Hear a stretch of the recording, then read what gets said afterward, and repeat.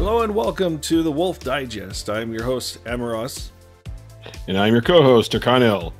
We have quite the docket today, including follow-up on the AT&T 5G bit, some news about Activision.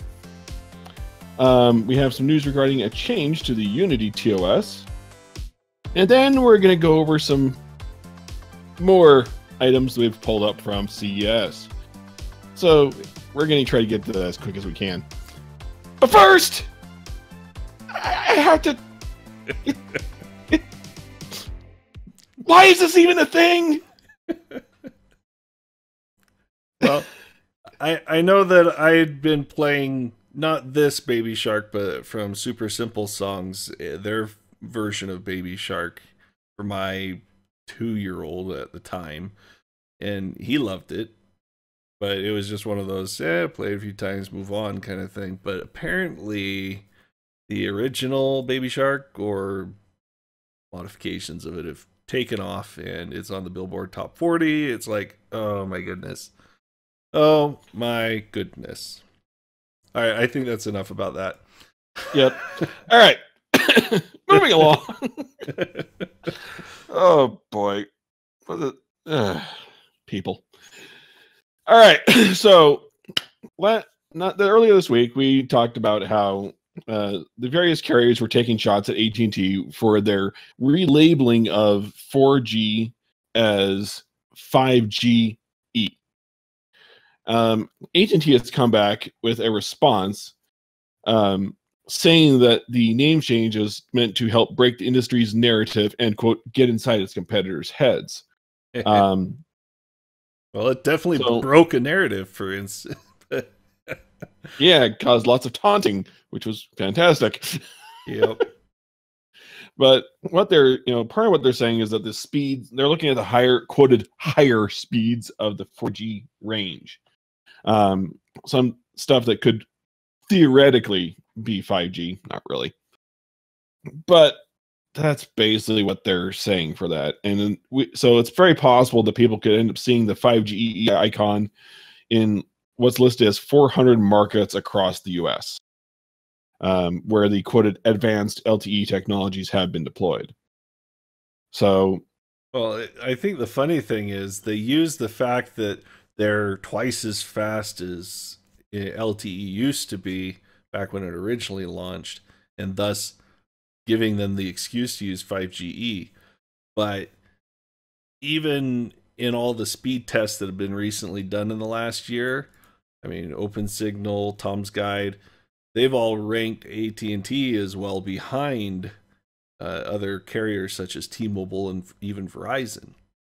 And we're talking, Tom's showed Verizon's download as about 53 MIP and AT&T at 37 MIP.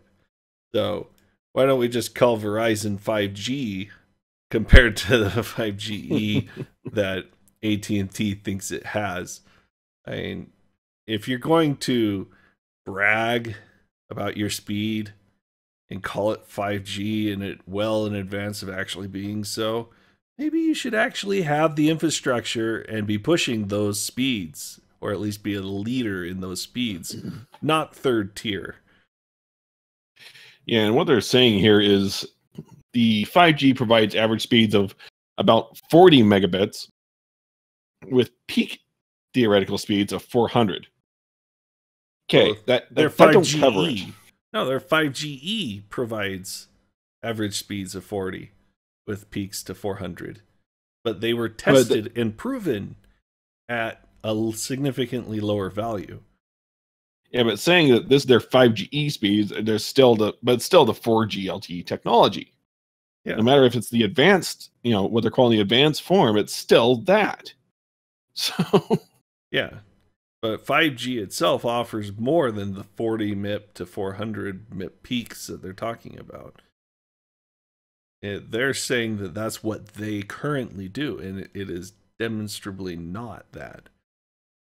So it's disingenuous at best and flat out lie at the worst. So, there's going to be some noise, but it's apparently not going to help a whole lot at this point. But we'll see how it ends up playing out as the year moves forward. Yep. I'm sure we're going to see some other stuff come from the other three primary carriers here in the U.S. and yeah, maybe real 5G.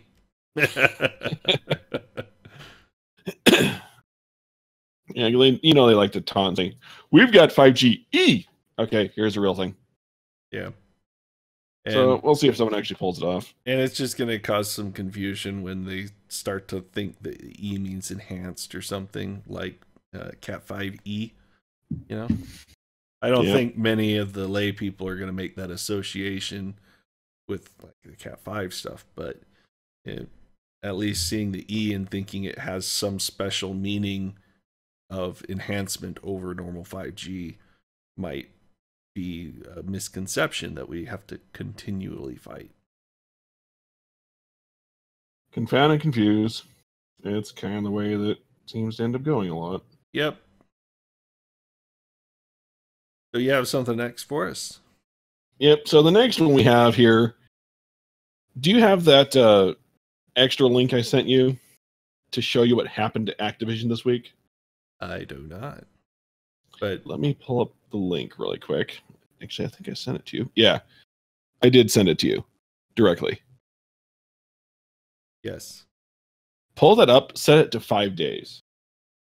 So according to our stock chart, right there. So yesterday, after the market closed, there was a big announcement. That big announcement was Bungie is splitting from Activision, and they're able to keep the full rights for Destiny. So that is some big news and big hitting news, especially toward Activision, as you can see by what happened to their stock just in the after-hour market trading. Yeah, I mean, when you lose, I believe they said 10%, but I'm seeing 5. Yeah, so 10%. That's a pretty heavy loss in some company as big as Activision is. I mean, this is the company that has Blizzard in its ranks. And they've been having a rough several months. Yeah. I mean, overall, back on Monday, their stock was $47.75, and it's now $46.48. So, a dollar difference. Still not that big of change on a full week basis, but you can see it's definitely had an impact of bringing it back down to where it was back in December. So hope nobody purchased stock at this peak right there. Yeah, this is one of those cases of if you thought about it, that'd be like where people that do short sales would have been having a heyday on. So yeah, but yeah, so we don't know what that's going to cost for the future of Bungie, but from some of the noise that we've heard in a couple other articles, apparently people at Bungie are rather excited about this, and we'll be probably hearing more about that in the coming weeks. Yeah. So it probably gives them a little bit more creative license and not being forced to put microtransactions for everything in the game, as Activision likes to do. Yeah, not just Activision. Not just Activision. It's a sad trend that the entire gaming industry seems to be running through right now. Why sell a game for $60 and that be the end of it when you can sell a game for $60, sell extra stuff for a collector's edition for $100, sell a $200 ultra premium version with, nylon bags, and charge $25 for a paint. Yeah, don't forget that. Yeah, spray paint or a dance or who knows what. Yeah. No, it was just painting on armor. Yeah, a different color. So a chroma change for an armor design. Yeah. Let's see how more we can rip off the gamers. It's like, why would we want that? Yeah. I'm not going to spend that kind of money. We're not cows to be milked. We will spend our money if it is worth our spending, but usually it's because we support the game because we like the game. So make the game something we'll like, and you'll get the support. In other news with regards to gaming, we also have Unity making changes to their terms of service. And that article alone has had like 5 updates to it since we first opened it up. Yep. And the final statement, yeah, it looks like it's update 4 here. Yeah, basically, there's a third-party developer, SpatialOS, run by. Is that run by Improbable? Are they the makers of SpatialOS? So, Improbable company makes a system called SpatialOS, which is meant to be used as a game development kit for cloud-based multiplayer. And a lot of companies several companies were using this in conjunction with Unity to provide multiplayer for their games. Mm-hmm. And so this has been being used for a little bit while now, and now Unity has gone and added some new clause, or rather updated a clause stating that they exclude managed services running on cloud infrastructure, which would include SpatialOS. Yeah, so basically, Improbable is almost directly impacted by this, causing their license for Unity to expire, and thus they can't fix their engine bugs and pass along for their clients, which they have a lot of developed games that are their client. They have to renegotiate a license, essentially, is what this ends up being, because they're now classified as a platform partner, and they need to get a platform partner license as opposed to what they had prior. And it looks like they had been in the talks with Epic for a year, trying to hash out some kind of agreement prior to this change. Not Epic. Who owns Unity right now? Unreal Engine maker Epic Games. Yeah, but they're not Unity. Oh, okay. Remember, this is Unity. Epic was on the other hand going on the other side of that fence, going, "Improbable, let's go with this." Oh yeah, that's right. Yeah, that was update 3, where Unreal Engine maker Epic Games and Improbable teamed up, announced a $25 million fund to help developers move to another more open platform, probably Unreal, and it help them port their games to that. That's what it is. Yeah, best shot you can make there is, here, we'll help you move to an engine that isn't quite so finicky. Yeah. Yeah. So very rather interesting. Yeah, we'll have to see how it plays out. Basically, Unity said that all of the games that use SpatialOS are still not in breach of the ULA. They are just fine. They can keep operating. Improbable's the only one that's in limbo at the moment, because they're having a hard time without that license being able to get updates and things. So, but at the same time, it can still impact those trying to use it just because of the cross connection. Yeah, not being able to easily fix bugs. Yeah. So that's going to be an interesting problem for games in development. If they happen to be using those, now I should say combined platforms. Yep. But yeah, I don't know. I'm not sure what to think of that one all really when it comes out, because that's just an odd mess. Yeah. So hopefully, I don't know all us the details, as consumers won't have to really worry about the games that we're playing being shut down or anything like that. But expect that maybe the game engine will be changed to Unreal or something like that. Yep.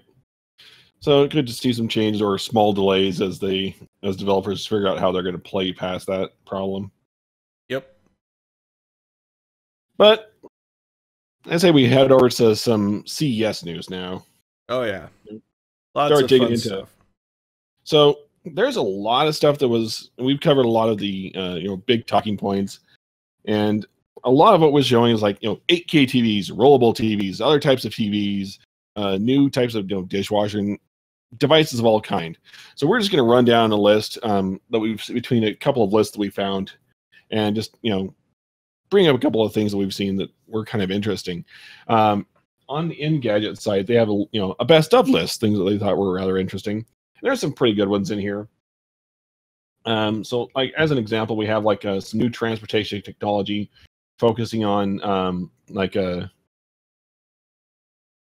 is that like a new semi?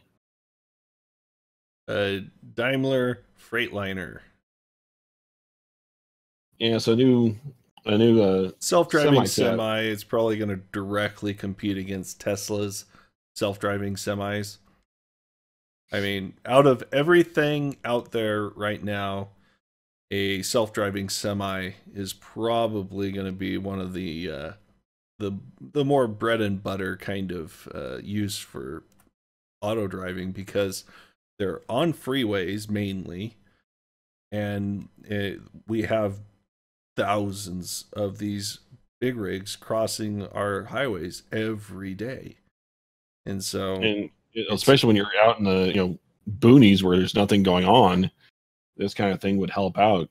Yeah, and there's also the regulations of how many hours you can spend behind the wheel without taking that 8-hour downtime break for sleep. And there is the opportunity to run these things essentially 24/7, making up for an entire third of the day that's essentially downtime because of fleshy people like us having to drive these things, right?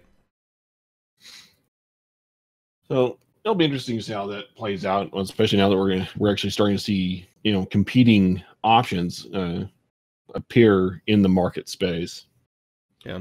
Other things that showing up, we have the new types of sound bars, such as the one that's listed here for Sennheiser.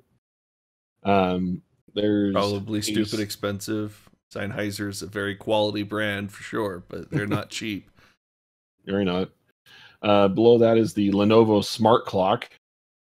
Yeah. So touchscreen clock, and has a few other gadgets. It makes use of the Google Assistant. I just used my phone for an alarm clock. Yep. I don't see a big market for that. Maybe somewhere in the home, but who doesn't have like a Spot or some kind of Alexa, Siri, something device sitting in their house? Of course, I shouldn't say who doesn't. I'd say more who in the market for a smart clock wouldn't already have one. How about that? I just use my phone. Yeah. After that, we have basically this looks like a phone case with an extra, charge battery pack. Yeah. Yeah. They've been making those for iPhone and whatnot for a while. After that is the rollable. Yeah, the roll up that we talked rollable about. TV. Mm-hmm. And if you've not actually seen this thing, I'm sure it's going to be stupidly expensive, but it's one of those things of you can't help but sit there going, "That's cool." Yeah, if it comes in under 10 grand, it probably won't be my much. We'll put it that way. Yeah, what they showed off was a 65-inch screen, OLED, and like I said, it's a nice looking TV, and how it actually especially with some of the extra capability it's capable of. So, like I said, if you've not seen it, at least seen it, definitely go look it up, because it's something to I guess, behold would be a good way to put it. It's I just sat there watching it, videos about it just a couple times, going, "That's cool." It's one of those things kind of just go dumb. Well, I played a short video for it in our previous digest, so you're more than welcome to go back and watch. Next after one, that, Alienware laptop. Did you see this thing? Dell's taking another shot with their Alienware, and they're beefing up the laptop space a little bit. And strangely enough, I don't go and watch much of Linus Tech Tips videos, but he actually was allowed to take one apart. Um, So if you want to see, interesting as that would be, more about the specs, you can kind of get an it's idea. very high specs, but on top of that, how they put it together allows it to be actually upgradable. Yep. Fully. Users can go in, swap out CPU, RAM, GPU. Yeah, everything is accessible using standard sockets, and the only thing that's odd is the GPU part of the device, and even that can be removed. So it's an interesting laptop. Mm-hmm. From what I saw, even how they have the venting and such looks like it was done pretty well. So, oh yeah, it looks like a really nice laptop. I might even look up. It'll be rather expensive, though, I'm sure. At least a couple thousand, at least. But Alienware usually has a little extra name price tag, so yeah. And then after that, and this is also what Engadget put as the best of show, the new Impossible Burger. So it's a veggie burger. Meatless, plant-based burger. Tastes more like real beef than ever. And one on CNET, they were talking about it, and someone who is a vegan tried it, and they were appalled at the fact that to them it felt and tastes like a meat. Yeah, even though it was vegan. not. It was vegan. So for those looking for options like that, well, I guess they're doing it better at making something that seems like meat, but it's not. Well, it might certainly be healthier than a grease-filled meat patty. That's probably an accurate statement. And we'll find out eventually. I'm sure somebody's going to do some kind of review of the health involved. I'm sure. And if nothing else, we'll probably hear about it more and more, especially from vegans. Apparently, they made a smart kettlebell, XPS 13 laptop, standard upgrade stuff. Oh, here's your robot. Here's the bot care, a little small bot that can help keep track of some general health aid, and there's a few other things they can do. Check blood pressure and all things just by putting your thumb on it, for example. So blood pressure for your thumb. That's what they showed. Blood pressure. Blood pressure. It's just your thumb. That's what they showed off in the Samsung keynote. Wow. Go watch. Okay. I'm like, what? Yeah, I wasn't aware you could actually take blood pressure. I mean, you could probably take your systolic, but your diastolic would be a little harder with just putting your pressure against it. Yeah, the bot came out and said, put your thumb here. It's like, what? You're kidding. Okay. So yeah, that's something, if you're curious, go hunt down the Samsung keynote. They show off that bot. Look at this, a heated razor. Heated razor.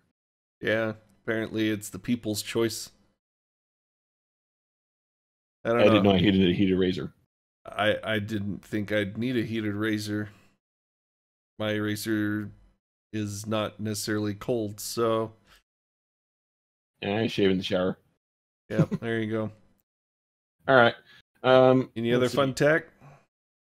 Let's see. Over on BBC, we had it goes over some of the other things. So you can scroll through down and see some other items that were not listed by Engadget. So more AI related stuff. There's a lot of AI related things, smart assistants and so on. AI blenders, AI toilets, probably. There is a toilet. Oh, there is? I was there just making a is. joke. There is. I saw one with a toilet. I don't know the specifics of it, but it seemed like there's something with a toilet or some kind of smart toilet. I don't know who made it, so I can't tell you more than that. And a lot of these things, some of these things don't make it to market. They just end up showing off. But there's also new child connect or related robots they've been showing off in here. So they're kind of almost scary and cute at the same time, depending on how you want to look at it. Oh yeah. And then there's they can detect where the owners are touching them. And look where they put the power button. What I think is funny is the picture of the 8K television, and they got people with these little gemstone magnifying glasses put up against the screen trying to see the pixels.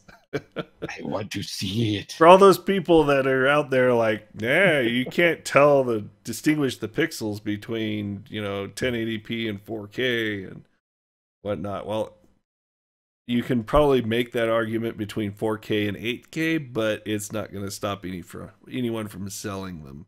That's for sure. So there's a number of other robots in there that they have listed. There's a number of health and beauty products they were showing off.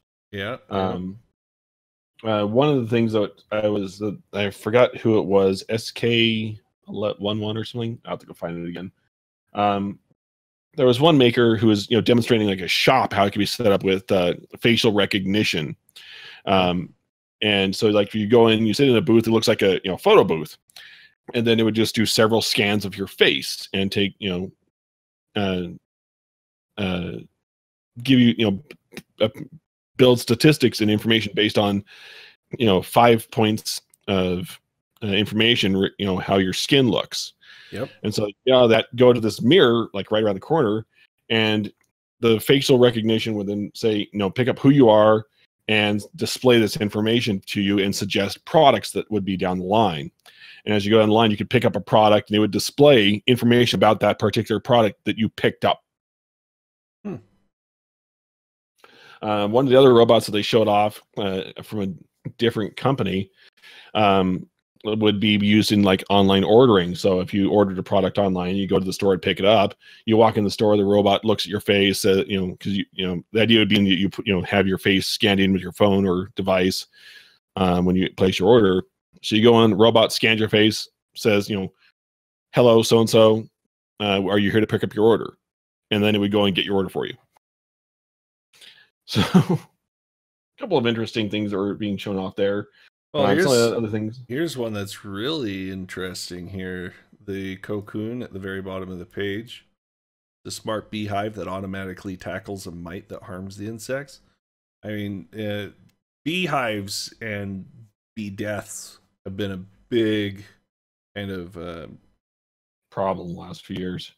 Well, it's been a lot of talk in the last few years, for sure, especially amongst apiists, because sudden hive collapse syndrome is a thing, and some of the ones that I know have actually had it happen to them. And this mite that it's saying that it's tackling is one of the underlying causes, at least theorized cause. And the fact that this thing actually might be able to help passively or automatically at least take on that mite and help prevent it from infecting the hive, that's a big thing. And looks like it can also summon help if other problems arise. And I think that's going to definitely be something you'd want to look at if you have a beehive. So there's a lot of stuff that's being shown off. As I said, it'd be worthwhile to, if you have time, poke through at least a couple of those, or go through and look down, hunt down some of the other things that were shown off at CES. There's a lot of interesting tech that was shown off this year. Foldable phones, the Y brush, because why brush your teeth, right? Mm-hmm. Spend like 10 seconds with just biting it like it's a whitener or a fluoride treatment, and it'll sit there and brush all your teeth simultaneously. If you're ever too lazy to move your toothbrush around in your mouth, or have an electric toothbrush that you don't want to move around, just get that, right? Yeah, well, we're lazy. Let's talk storage capacity, shall we? Storage, something that we both have trouble with now and again. So, well, we don't have trouble. We just don't have it anymore. It just fills up somehow. That's the trouble with it. So two other things. We have a couple other things we found it from CES, and this is storage. And one of the things we're going to start here with something shown off by Toshiba, and that being the world's first 16 terabyte hard drive. Yow. Hey, I'm not complaining, but they have 9 1.7 terabyte PMR platters. So PMR suggesting perpendicular magnetic recording. 1.7 terabyte platters means that they have some pretty good density on that. And then 9 suggests that they're, yeah, helium filled right there. Yep. So they're helium filled, and these are going to be using 2-dimensional magnetic recording instead. Yeah, so TDMR. So they're expecting these to be, fairly high speed, but nothing is actually stated for the actual speed, so we don't really know yet. But I know, like, you would probably find a couple of these useful. How much you store? Just 1 or 2 might, at least cover my YouTube video archive, or at least my staging points and stuff. Yeah, that would be useful. Hopefully these are going to spin at 7200 RPM, but in the event they don't, at least still going to be a good slow capacity drive. Yeah, it'll be at least good for, high backup storage or something. Yeah. But if you need something a little bit faster, and we're talking a lot faster, there's always what's shown off by Phison. So go ahead. Yeah, their E16 NVMe SSD controller. They were showing it here on this little ribbon cable so you could see what's going on. It is attached to a PCIe 4.0 lanes, giving it 4 gigabytes per second sequential read. You can see it right here in benchmark. It looks like it's ASS or ASSD. That or Crystal. Might be Crystal. Yeah, 4 and 4.2, right? That's pretty nice. There we go. 4.0 read, 4.2 write. That is nice. And then let's see, 4K is 2.5, 2.6. And the fact that they're getting the symmetrical read and write speeds, that's a really nice feature there. Huge Q depths. They actually have a lot more write capability. Read. That's interesting. But yeah, this would be a very, very blistering device to have. And so that's something coming out, especially useful considering the fact AMD is now pushing PCIe 4 coming this year. Yep, and we did get some confirmation in that as well. Let's see, right there. Do you want PCIe jump to that 4. real quick? Yep. We got a little bit of an update. Tom's Hardware actually spoke with AMD representatives who confirmed that 3 and 400 series AM4 motherboards can support PCIe 4.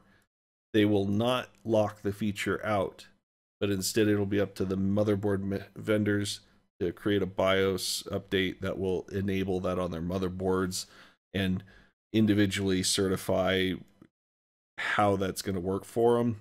Because like we said before, there are certain elements that require being updated or just different ones altogether to support the speeds over that 6-inch distance. And so you may only get your 16x slot that's going to be compatible. I will see. The thing that's going to be really nice is to see what these PCIe 4 motherboards that come out with the Ryzen 3 are actually going to be able to do. Because this is going to essentially double the throughput on each PCIe lane. And so right now they're using 4 lanes dedicated towards Southbridge kind of stuff like SATA ports and whatnot. They could effectively double the number of IO ports, giving you more USB 3 ports, more SATA ports, all using still those same number of lanes because they have twice the bandwidth now that they can allocate. I think we're going to see some pretty decently connected motherboards coming up.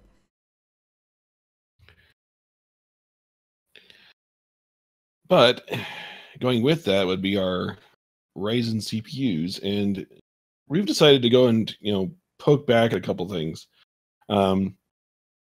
So for this, we have a couple of videos we're going to be pulling up and showing you a couple of stills from, and we'd actually highly recommend looking up the full videos for these, because there's some fun and interesting information, especially the second one here. Yeah, we have the video links in the description, so by all means check that out. But the first one we wanted to show you here is an up close shot of the third gen Ryzen chip that was being displayed, or shown off to the media at CES. And some people were kind of disappointed that AMD during their keynote was only using an 8-core chip, something that would match the 9900K rather than going higher, as a lot of people were expecting like a 16-core. But if you actually look at the chip itself, especially with a little bit of glare on it, you can very distinctly pick out the fact that there is tracing there for another chiplet. Yeah, I mean, you look at like the 1060 motherboard or video card boards, and you can see where the tracing is on those GPUs for the extra 3 gig of RAM that they left off of the board for the 3 gig variant as opposed to the 6. And same thing here, you can see on the socket itself, there is tracing right here for an 8-core die right there.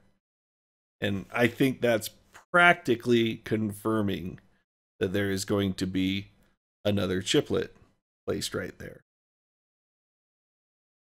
And the interesting thing about that is one of the favorite YouTubers we've found over time, especially when it comes to tech analysis, is AdoredTV.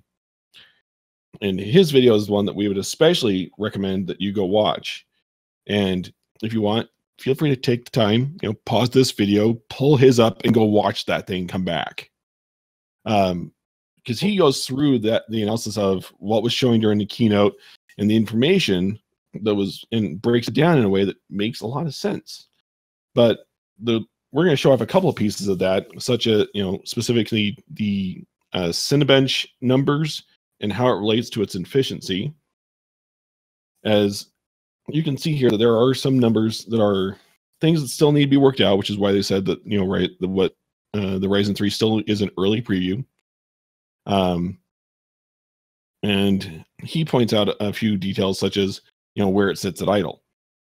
But the short version is this thing comes in at a very low cost, especially when you compare it to the 9900K and even the 2700X. And by low cost, you mean it doesn't use a lot of watts, right? Right. I mean, you see in the demo, the idle is actually in the upper 60s, and that's most likely because it's an engineering sample. All the C states aren't enabled or working properly in the BIOS, any number of reasons, and so a higher idle is kind of expected. What he does is he actually offsets that, because they're actually running a Vega GPU in the system as well.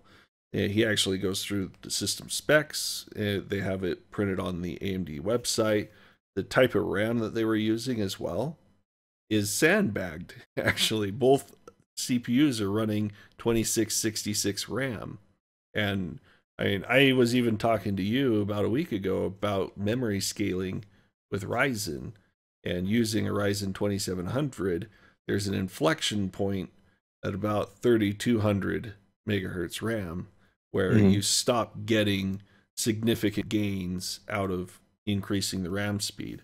You actually get a small percentage step, maybe 5%, after 3200 to 3466, but after that it pretty much just flattens out in almost zero improvement after that. But you saw There's how a little big, bit, but not very much. but there's a huge jump between 2666 and 3200. And a lot of that has to do with the fact that it speeds up the Infinity Fabric, which is tied to that RAM megahertz speed. And so they hobbled their chip by running it at 2666, whereas Intel doesn't tend to have the same kind of impact with the RAM speed. And it will affect high memory usage, things like compression and things like that. But to run Cinebench, it wouldn't really have that large of an impact compared to the huge impact it would have on a Ryzen. So the fact that they sandbagged it at 2666 knowingly, mind you, just so that they can come up with a benchmark where they barely tie with the 9900K with a slight exceedance, probably for variance in the test, so they'd be sure to win, just shows that they're showing that they've caught up. They're equal with Intel as far as clock for clock, even as this i9 9900K running at stock 4.6 all core is a pretty safe statement. They're probably all core boosting to 4.6, and the Ryzen is most likely running a 4.5, 4.6 boost clock all core as well, just based on the leaks and what we've seen there. And we're also running with a little bit of leaked information that it was running a 3.7 clock speed. That's at least the current opinion based on some leaked information out of a SKU seen on, was it 3D Mark? They Twittered it, actually, and I'm not sure quite where they sourced it from. It might have been a leaked SKU from a benchmark of some sort, or some website that lists part numbers that are in the channel. Again, that's one of those, if you go watch the Adored video, he tells you where that comes from because he has information on that. And his previous video from a week or two ago, prior to this one, also touches on that same SKU and what it means, where it comes from, and so on. But if you go further into that video from him, about 13 minutes, 11 seconds ish, Adored pulls up his leak information regarding potential SKUs. Yeah. And based on his efficiency and whatnot calculations we were just looking at, he figures out that this is most likely a 65-watt chip that they're showing us, just based on the amount of power it was drawing and the fact that Lisa said that they are putting the new chips in the same TDPs as the Ryzen chips. Now, does that necessarily mean the same core count in the same TDP? Of course not, because we already know that they get a 25% power savings at the same clock speed. And so what he was extrapolating is that this is not a high-end Ryzen. If this would be a mid-range, the low mid-range even, because this is a non-X. This is the 3600 non-X chip. Yeah, the SKUs that that were leaked to him, he was saying that this, based on what he could see here, this is likely a Ryzen 5. Ryzen 5 3600 at a estimated $179.99 leaked price. So imagine getting a 9900K performance at less than the price. Yeah, less than half the price. I mean, it was just on sale for $499 for the 9900K. Now you can get something that ties or even slightly beats it.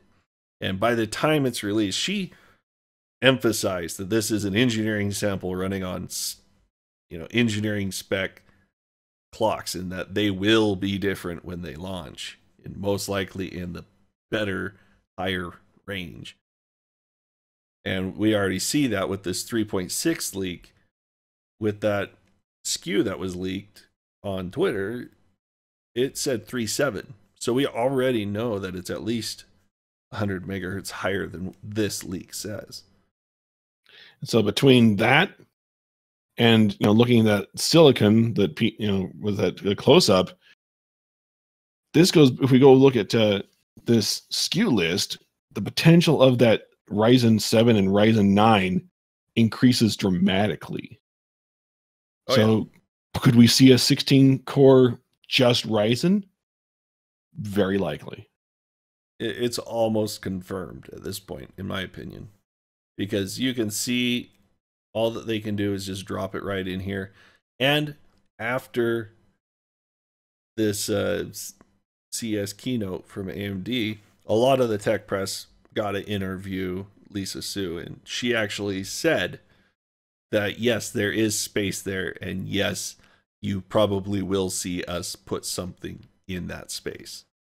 And so it's essentially confirmed, in my opinion, that something is going to end up there, and it's most likely going to be another 8-core die.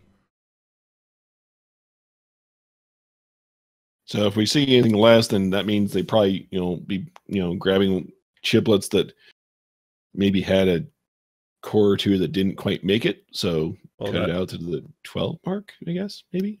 Yeah, and so we'll see a 12 core and the 16 core. So I really think that we're probably gonna hear more about that, especially once we hit Computex. I'm pretty sure we'll hear more before that, even. Like I yeah, said, it's possible, but they could hold their cards till then because that is the quoted middle of the year. Yes, but it said that it would come out in the middle of the year. They might do a soft launch or a launch with a 3-week delay to actually sell kind of thing. Mm-hmm. But I bet you anything we're going to at least hear more, if not see more, prior to when it officially becomes available mid-year.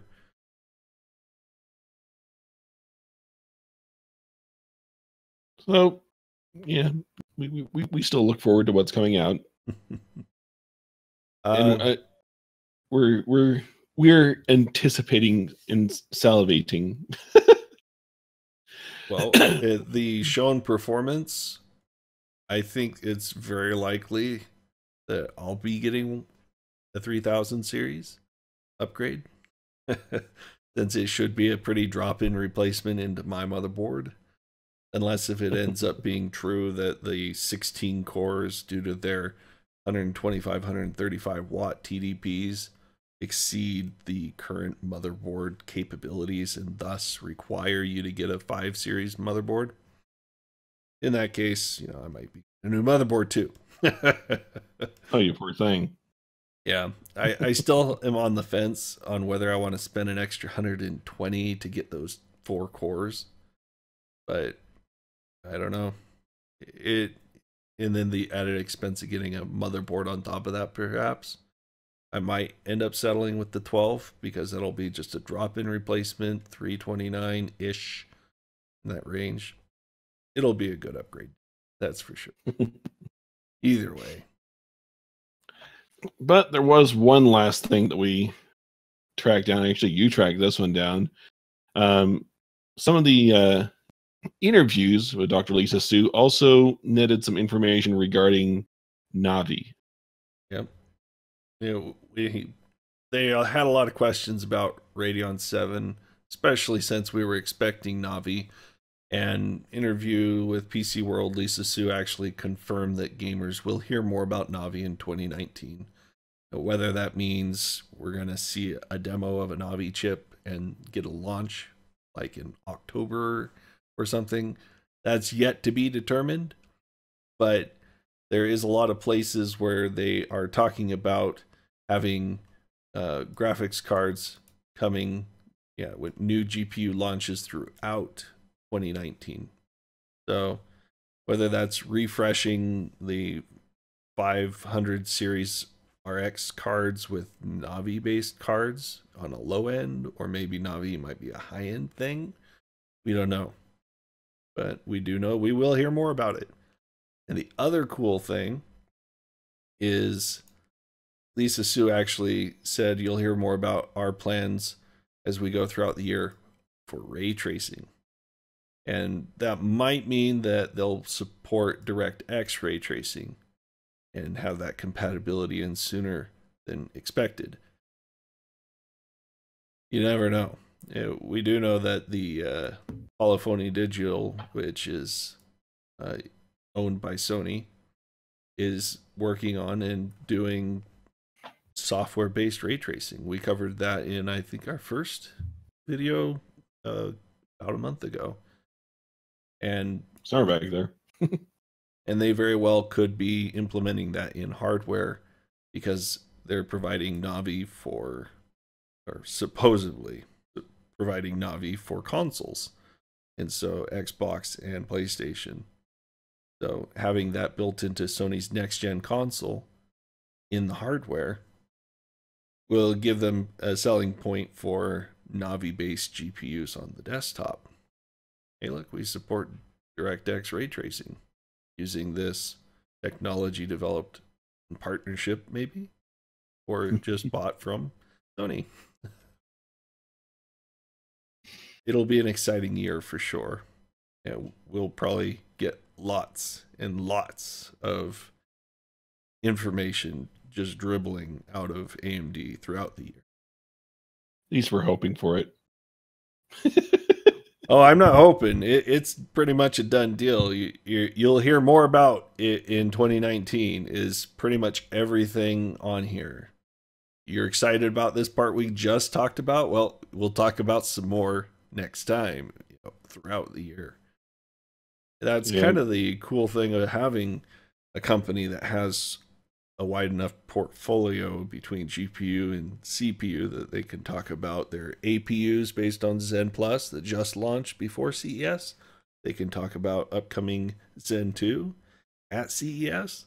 They can launch GPUs at CES and have others that launch later in the year. They got Epic, which they talked about in October. I mean, it's been a whirlwind, and AMD is definitely making a comeback. I would hate to be in Intel's shoes right now because AMD is looking pretty strong. And we both, as I said, we talked about this previously where, just a couple of years ago when we first heard about Zen, both optimistic, but extremely hesitant. Oh, which is why I built my, behemoth rig over there with a Core i7 6800.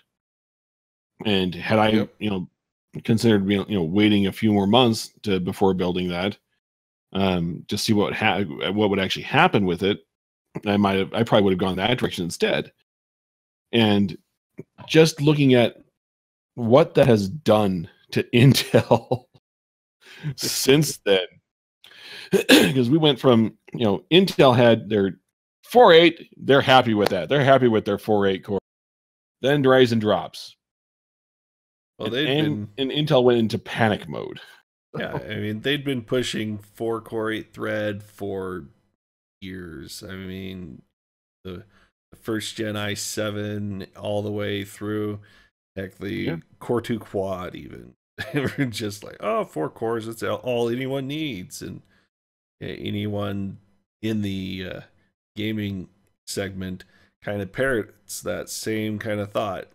Oh, games don't use more than 4 cores right now, and so you don't need more than an i5 to game on because that's the best gaming CPU for your money. And as soon as 6-core and 8-core CPUs, enabled via hyper-threading and such, they started being fully utilized by games that have been out for years now. They've seen, and even Tom's has come out and said, you know what?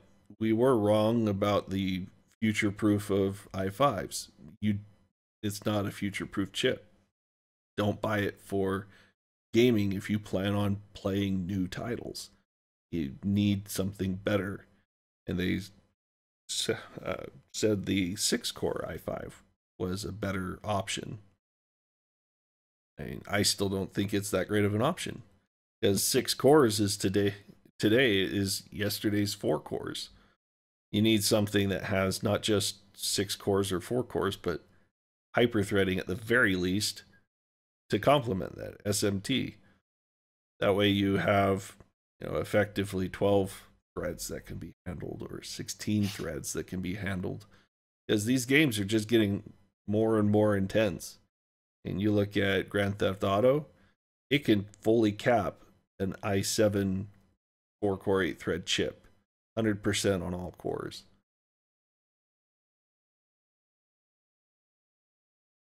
And I remember back in the day when I bought my Gen 1 Core i7 saying, this chip is insane and I love it. And here I am, then several years later, it's like, I need more. Well, we are a little bit more unique. We have extra requirements.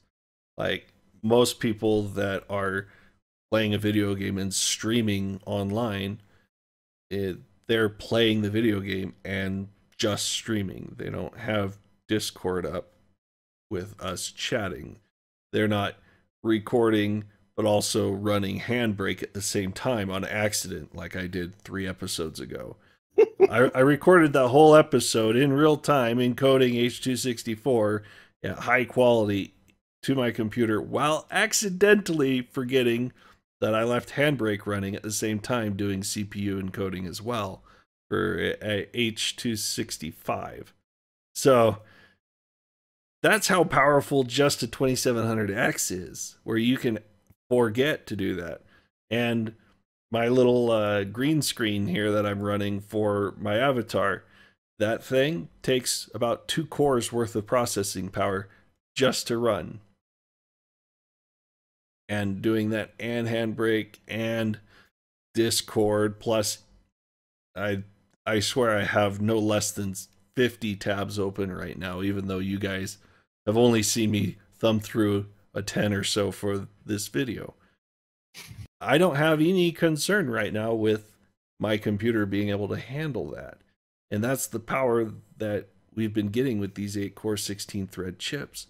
That's why the 9900K was such a cool chip. That's why even the 6-core 12-thread chips from Intel are a really interesting thing. And then, we both have done, like you've been explaining with all your encoding stuff. I've gone and done a lot with like virtual machines. And like on my old Gen 1 here, I maxed out the board at 24 gigs of RAM several years back, just so I could run 9 virtual machines that are essentially a Citrix farm. So yeah. And that will eat your CPU for sure. Now, is that what the average Joe gamer is going to be doing? No, it's not. But they're probably going to be utilizing some of the shadow play or streaming capabilities, or even the DVR software that's in the AMD and NVIDIA drivers that allow you to play back or post to the web snips of your game, or you can do a quick keystroke to save the last 10 seconds of gameplay if you did some 360 no scope or something, because your computer is essentially recording and encoding in a 10-second rolling window for games if you didn't disable it. And features like that just happen in the background that you aren't even aware of in some cases, that is the thing that you can do now with these CPUs, that you don't have to worry about just being stuck on an i3 with 2 cores and 4 threads. Something like that, you would feel a DVR running in the background, whereas 8 cores with no threads like i5s or i7s you can get right now, or the higher end stuff that gives you the threading in addition to that. And then with these 16 cores coming out, if you want to talk future proofing for gaming, that's the way to go. There's going to be a time when the i9 9900K is going to look like a 4-core 8-thread i7 running Grand Theft Auto, capped at 100% the whole way through, and leaving you little to no room for anything else on the side. Well, hopefully not quite that bad. Ugh. I hope games become that advanced that they actually use the full compute power of the PC. I really do, because that means their AI is going to be even better. Their amount of things that they can do in game will significantly be improved. Moving parts, so to speak. Games can get a lot more complex. Unfortunately, they have to cater to a minimum spec. And right now, that minimum spec hasn't really moved forward much because Intel hasn't really cared to give out those extra cores for free. They were only competing against themselves for the entire Feldozer era of AMD. And there's consoles that are even weaker than PCs in some cases right now, especially the lower end big box PCs that are cheap, and they have to cater to the gaming community that plays on those. And they want to be able to sell these games not just to the top 10% of PCs out there. They want to target the largest swath of the market. They don't want to exclude some of that potential revenue. That covers, I think, just about everything we had this time. Yeah, I'm sure we flogged it pretty good. But we're going to keep an eye on the news for the weekend and see if anything pops up. I'm sure we'll see something on Monday. It's always a good news day to check things out. So be sure to like, subscribe, hit that alarm button so you can see when our next video comes out. Thanks for joining us, and do leave comments if you guys want us to cover anything. And we'll see you next time. Have a good one.